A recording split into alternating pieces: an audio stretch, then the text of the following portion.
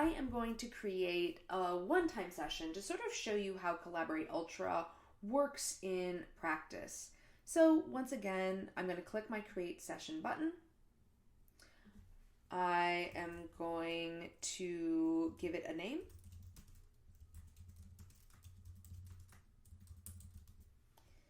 And in this case, I want it to start immediately. So I am really not going to edit anything because I'm pretty happy with how the session is set up as of right now. But I am going to change one thing. I'm going to test out some of the private chat moderating capabilities. So in this case, I'm going to save. And then what I'm going to do is I'm going to click on this again and join the session. So keep in mind that you should actually test some of this stuff out ahead of time because it's going to look a little different based on one, the system you're using, if you're using a Mac or a PC, and two, the kinds of microphone capabilities and webcam abilities that you have on hand. I'm only going to be able to tell you what I have. So right now I have a Mac. It's a bit of an older Mac, 2015. I use a Yeti microphone, which is a very fancy, expensive microphone that I don't think most of you should have.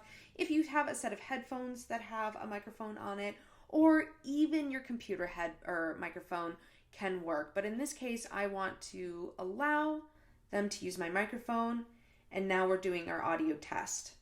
So as you can see, I sound pretty great right now. And if I don't want to use my Yeti stereo microphone, I can also choose which one works. Now, if you need help, if things aren't working, click this button. But so far for me, it's working just fine. Now, the next thing it needs to do is to do a test of your camera. So again, I'm going to allow it to have access to my camera. And in this case, as you can tell, no one's going to see you right away. This is a chance for you to maybe adjust your surroundings, make sure that whatever is in the background looks the way you would like it to, make sure that you look the way that you would like to. And again, if you have more than one camera system, I'm just using my basic FaceTime camera. So again, I'm going to click, yes, it's working.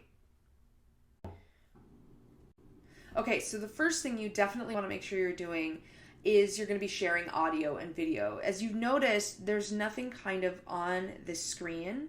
And if you look down here at the bottom, there's a little crossed out microphone. That means you're not sharing any sound right now. So the first thing you got to do is actually click that. Once it's green, you know you're sharing audio so other people can hear you.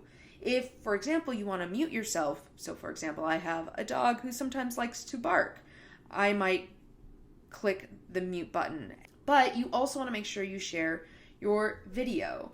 So in this case, again, it's going to give you that nice little preview. Make sure, you look the way you want to look. You've got this nice screen in the background. Click share video. And you're going to see your face pop up in the bottom corner. Again, this is what your students are going to see.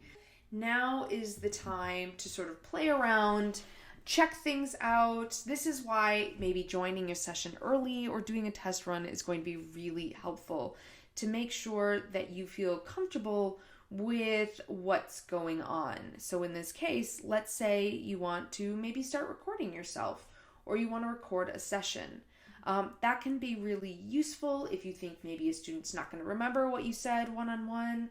If you are worried that maybe students might not be able to access a lecture, if you're going to do synchronous lecturing, you can record the talk. Just keep in mind there are certain privacy laws. You'll want to let your students know if they're being recorded or if they aren't.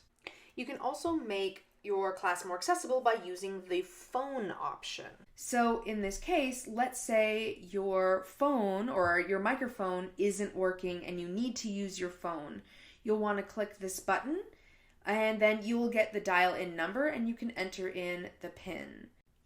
Now, if you want to mess around with settings, that can be a really handy thing if you're kind of midway trying to figure out if things aren't working. So in this case, you have, again, the same audio and video settings. You can play around with speaker volume if you think it's going to be very loud. If you have an option for closed captions, again, you want to make your online spaces as accessible as possible.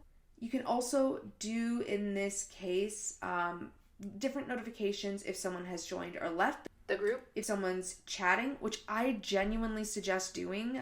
This is going to help if someone can't get access or is having some issues. Those little pop-up notifications will help you be able to sort of triage while in session. Allowing for closed captioning. And then again, if someone raises their hand so you can call on people. That's going to be really important. You also might want to create spaces where people can share information, share files, draw on things. And this is actually really cool. So the first thing you have is the share blank whiteboard space. And there's a lot of different options here. So maybe you just want to write things.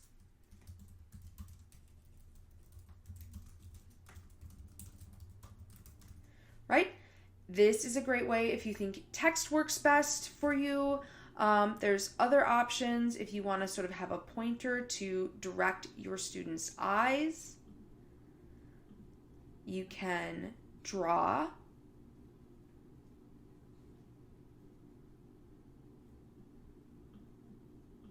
This is actually probably better than my normal handwriting, thanks to that stabilization, right? You can erase or clear off your screen. And you can also do some pretty basic shapes. So if you type something or if you want to create a bit of a graph, you can do so.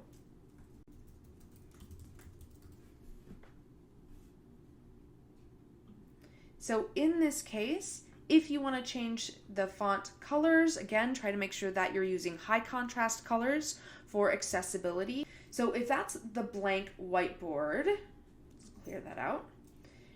You can also share screens. Now, in this case, if you want to sort of walk a student through, maybe you are looking at a video or an image and you want students to see what you can see, you can choose a couple of different options. You can choose the entire screen.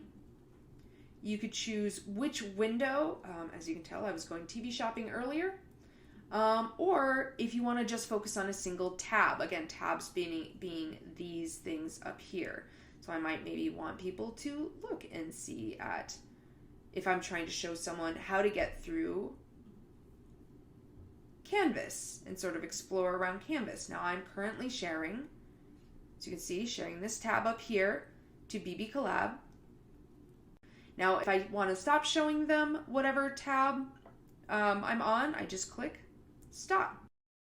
Now that I've shown you how to share a blank whiteboard, share an application or your screen, we're going to share some files. So let's say you want your class to either annotate a document or maybe even in this case, you want them to be giving a peer review on a paper.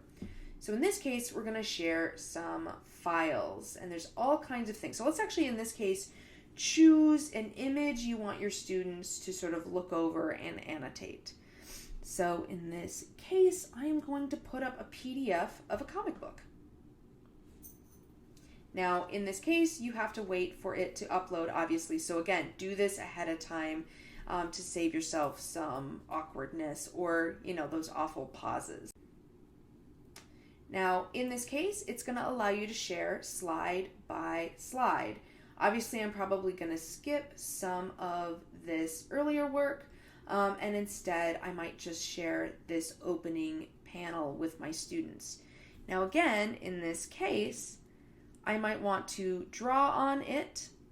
I might want to make sure to draw my students' attention to certain things, or I might want to add text to draw my students' attention. This should allow you a chance to hop around and show different elements to your students when necessary.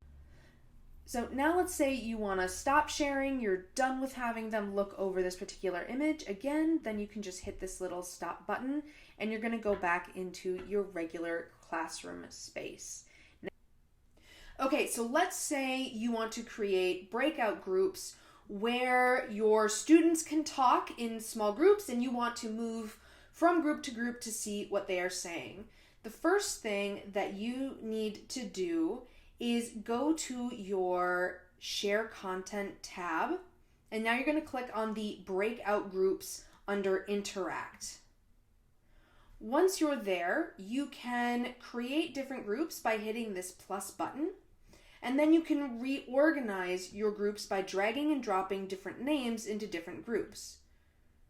So for example, as I'm doing here.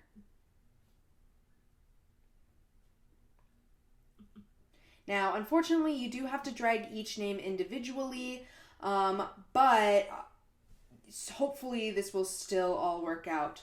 Once you're ready, you'll want to hit the start button at the bottom. Now, as you've noticed, I'm in the main room right now.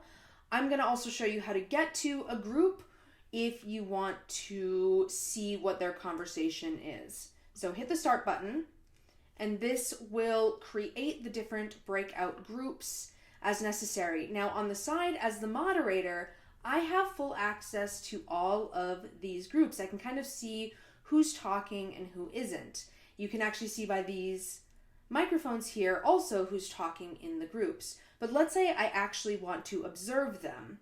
What I'm going to do is I'm going to click this Join Group 1. So you see this little arrow button here. And here we are all back together. But now if we want to, let's say, get everyone back into the main group, if you look up here, there's a little stop button. All you need to do is press this stop button. And as you'll see, everyone is going to return back to the main room. Okay, so let's say you have maybe some students who currently aren't able to, they don't have the tech to talk, or maybe you just don't want everyone's voices going on at once. You might want to use the different chat channels. Now, in this case, I'm just going to focus on the main 2 chat channels, simply because I think that'll be easiest for navigation-wise.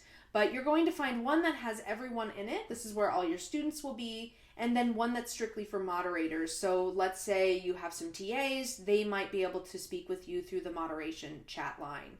But in this case, we're going to just focus on the everyone. If you tab in here, you'll notice that you'll be able to chat with your students.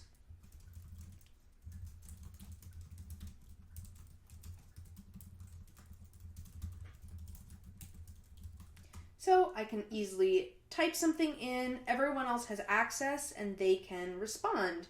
You can also, if you want, add emojis.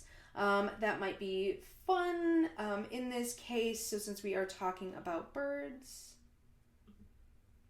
we will add our little bird emoji.